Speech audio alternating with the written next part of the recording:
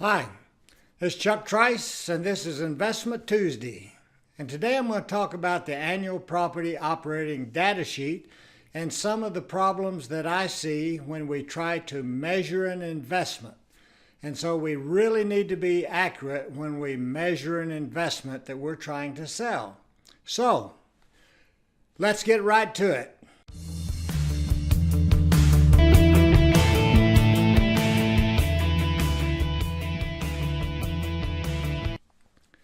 Usually when you start to measure investments, you have to sift through all the garbage and take all the garbage out. Now, part of that garbage might be just the seller's expectations as to the value of the property and where he stands in the market. But usually it is the income and expense statement that's very hard to get from the broker and not the owner. I've never had much problems with the owner. But the income and expense statement has a lot of stuff in there that we don't need. And what happens at that point, when you've got an old expense statement or outdated information, the buyer looks at the property and moves on because it just looks like a poor investment and everybody looks bad from then on. Now, there are 5 sections on this APOD, and 3 of those sections must be as true as possible. And as you can see on the screen, there's the 3 that we're going to look at. Well, there's 5. The scheduled rental income, the vacancy, the effective gross income, the expenses, and the net operating income. And the 3 that must be accurate are the effective gross income, the expenses, and the NOI. So it's kind of like that we learned in school, A minus B equals C. If A is true and B is true, then C has to be true. And that's the way the APOD works. In fact, NOI needs to be true. Now, I don't know if the things that I discover on an expense statement are intentional or unintentional, and I try not to gauge that. I look for things that should not be in there. Like sometimes the owner might unknowingly put in his car insurance because he uses his car once in a while. Might put their house insurance in there, and it could be because they want a deduction off of their ordinary income. Or they might expense a free unit and not charge the income. Or they might get cash payments and not charge the cash payments. And that's either intentional or unintentional, I don't know. But pass-through utilities, where you've got one meter and you're passing utilities through to all the tenants, yet you're expensing the utilities but not adding that to the income. That's a no-no.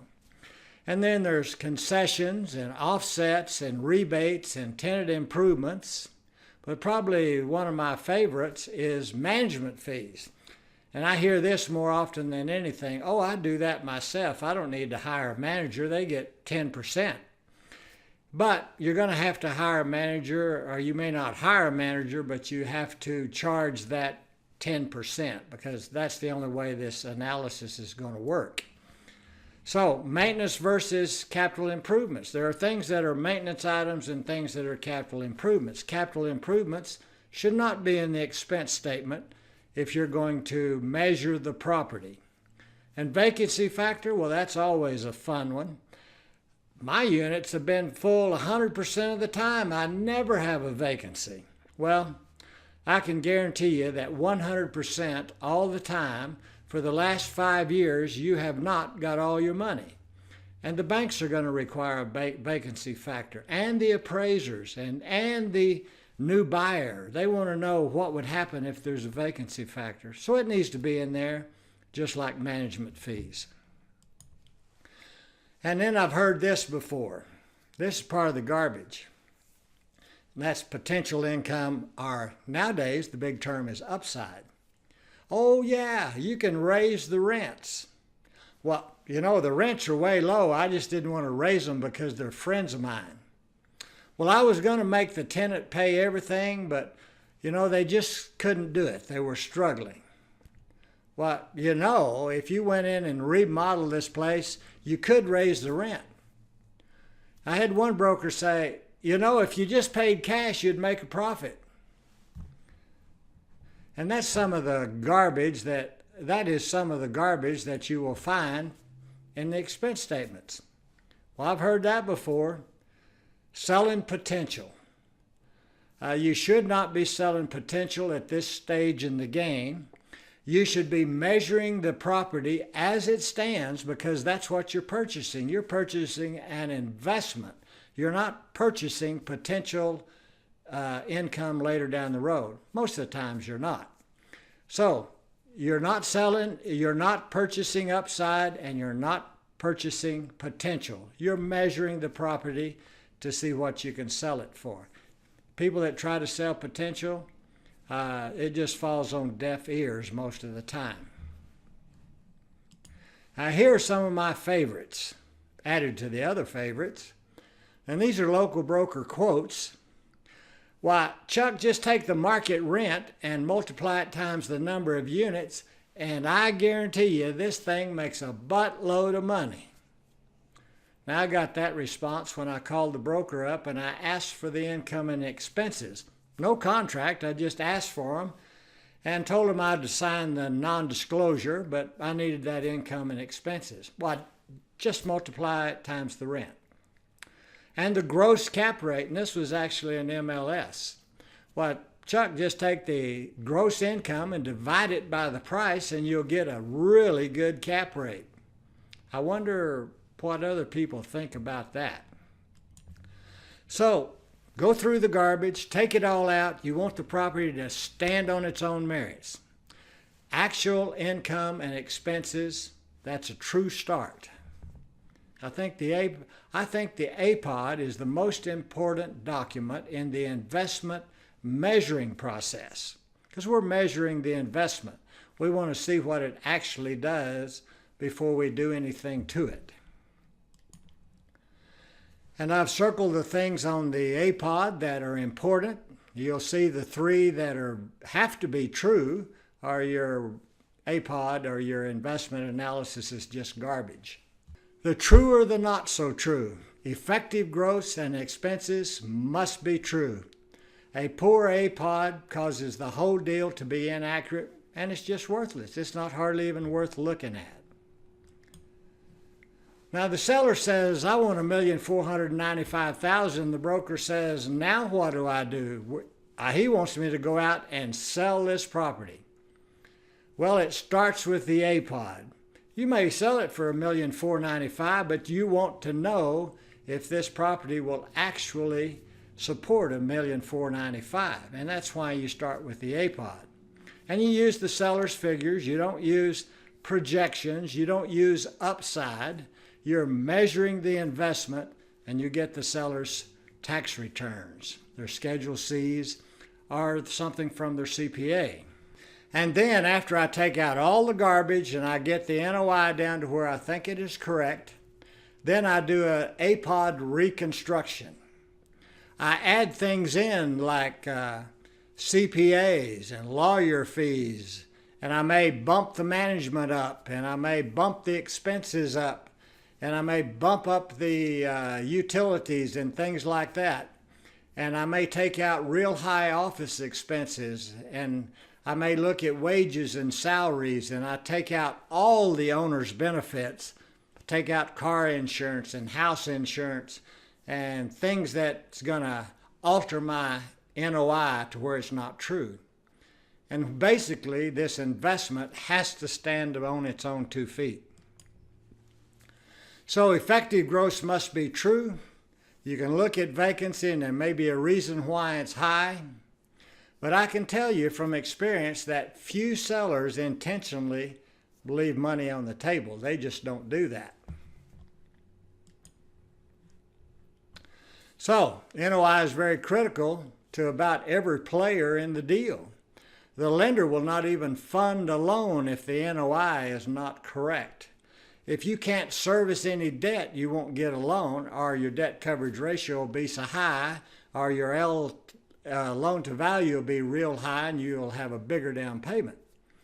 But the lender wants to know if they're going to make a return, and they want you to make a return because they want to make sure you can pay the debt.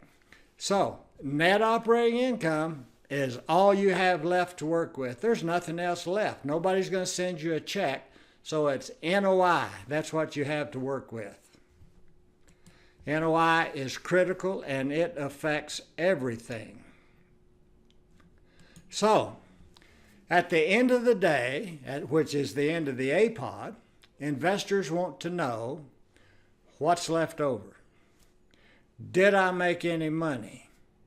Did I end up being a glorified, unpaid property manager? That happens a whole lot with ownership of these smaller units that we're talking about. So, the next step is now to project the investment into the future. And it's not upside or anything like that. A true APOD and a true NOI is the basis for you to start looking at 5 years down the road to see what you think you can do in turning the property around and making it a viable prospect. So the APOD requires good assumptions. It requires some experience to make those assumptions. And be aware of this, the lenders have their own projections about risk and stability of income. So you have to balance those two and work with the lender. But the overriding concern is a poor APOD is almost worthless. Now here's how I run my cash flow analysis. I will drop the rents $5 or $10 on every unit, and I'll run the analysis with the expenses staying just like they are, and I'll run it with a lower rent. And then I'll run the analysis for 3 to 5 years without raising the rent above what they are now, but I will raise the expenses 1, 2, or 3% on different items.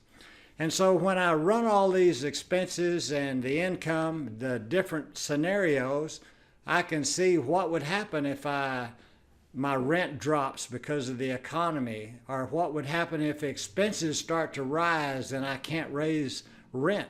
You know, you can't raise rent just every single year in an investment. Your tenants will walk. And so there is a time to use projections and a time not to use projections. And if you're going to buy the property as it stands, then you'll project it into the future.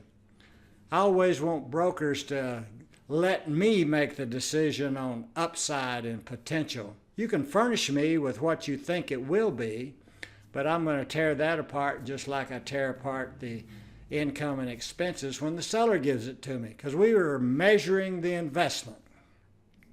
Remember, a poor APOD is worthless, so if you don't take the time to do it, it's worthless. And another big thing is potential or upside belongs to the person that develops that potential and upside. If the previous owner would have done it, he would get that upside or that potential. So, the investment from the point of a buyer, they say, is it better to put my money in this investment? Should I just put it in the bank? Well, I'm not making a rate of return. Why would I take that risk? And also, pricing investments got to be within lender guidelines. If you don't meet the lender's LTV or their debt coverage ratio, you're not going to get a loan at a point to where you can make the property work. Lenders want a cushion, and they want a cushion to make sure that you can make the loan. They're not really concerned about you making a profit or not.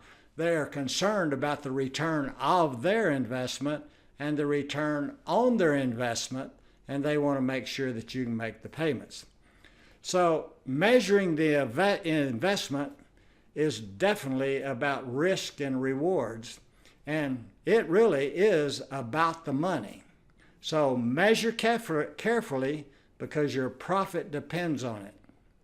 This is Chuck Trice with Investment Tuesday, and thanks for watching.